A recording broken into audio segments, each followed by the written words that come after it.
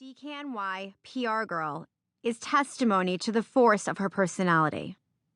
She gives you a reason to keep checking in for brand news, insider gossip, and girl talk.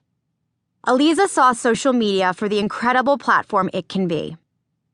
Aliza's internet success reminds me of when I started my company. My goal was to design clothes for just me and my friends. Little did I know I had so many friends. Yet that's what success is all about. Believing in something and going for it. If it speaks to you, the chances are great that it speaks to a lot of other people too. Aliza knows communication is all about the personal touch. She's conversational, she's witty, she shares. She is connected to the world because she first connects on a personal level. She can't help it, it's in her DNA. As Aliza puts it, this book isn't a how-to, it's a must-do. Read it, be inspired, then go out and own your passion. A note on the people and places in Leave Your Mark. The stories in this book are authentic accounts of experiences I have had or been privy to throughout my career, told to the best of my recollection. For the most part, I have changed the names, gender, or character traits of some of the people mentioned in this book. To that end, I have also changed some stories' chronology or setting. The titles of the fashion magazines I worked at in the past have also been changed to chic French titles. I could have totally included the real publication names, but what's the fun in that?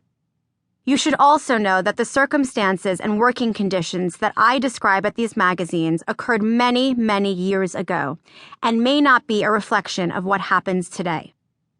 For the purpose of flow, I made a decision to pick a lane between sexes. Meaning, no matter the story, I have chosen between using the pronouns he, she, her, and him at random. Feel free to recast the person as you see fit. The advice and insider secrets provided in this book are strictly and exclusively my view.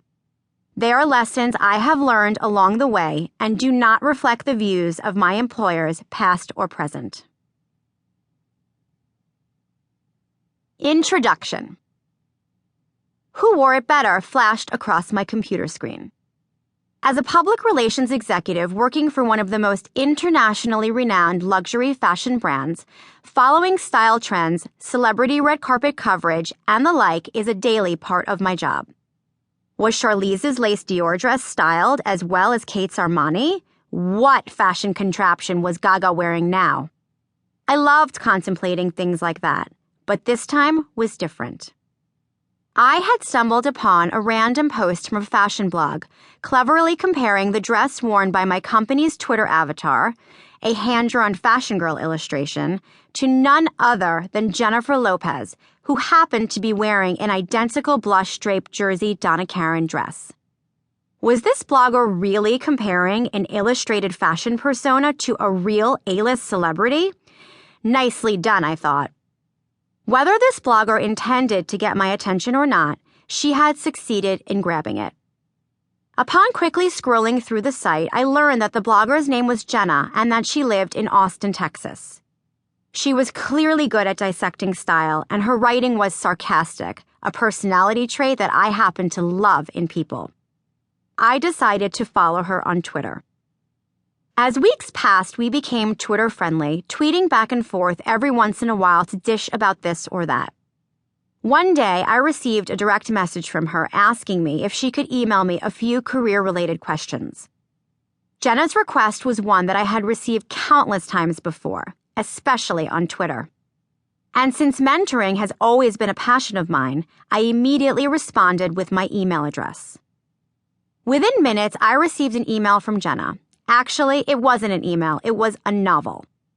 Jenna told me that she worked at an artificial turf manufacturing company, but that she loved fashion and really wanted to break into the field. It continued for paragraphs.